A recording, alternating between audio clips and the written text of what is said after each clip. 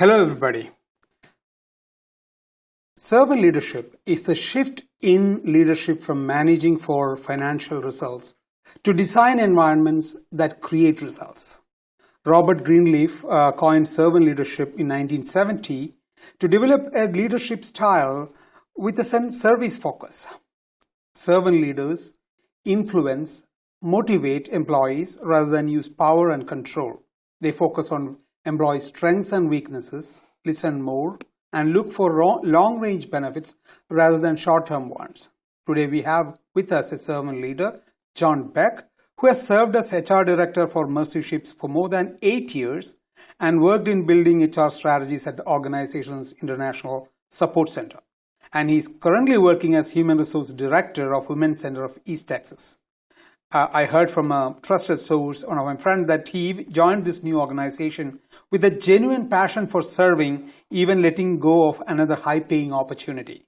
It is that type of passion that separates servant leaders from others. Welcome, John, to the interview. Thank you.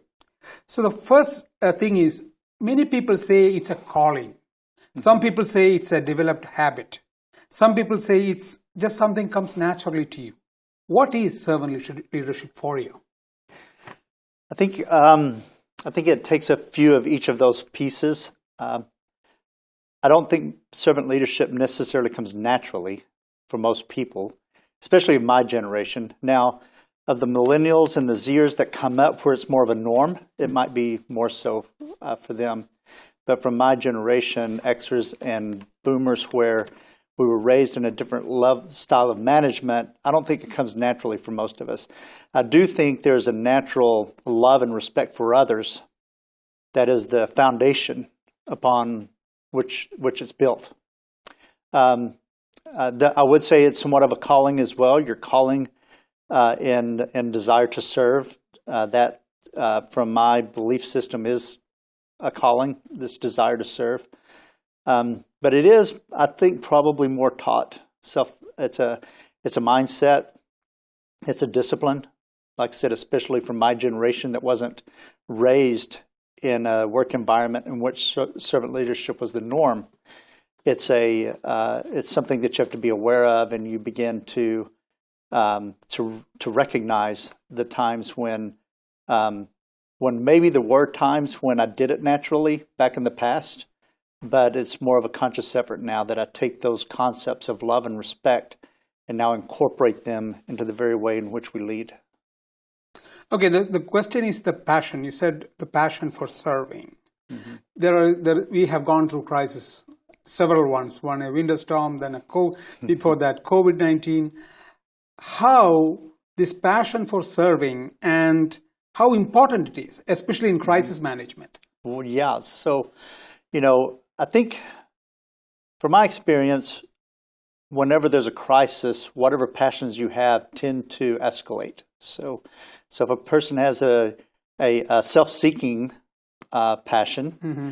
then that self-seeking passion during a time of crisis will escalate, and they'll become even more self-seeking and self-centered. Mm-hmm. A person who has a passion to serve in a time of crisis will want to serve more. Those things will tend to escalate in a time of crisis. Mm. So you think that, when it is the true color of a person Yes. that comes out in a crisis period.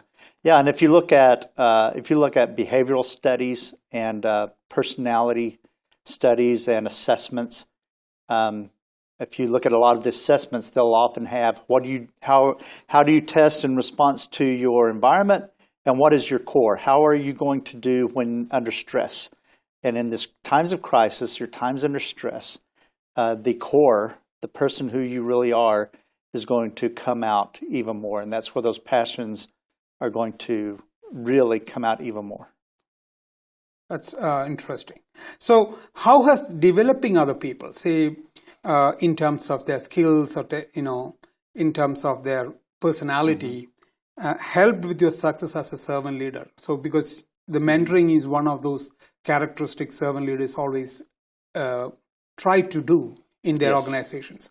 So that people can develop. And that helps a lot during crisis, especially like COVID. How has it helped you in this crisis period to become successful or do successful things during this crisis period?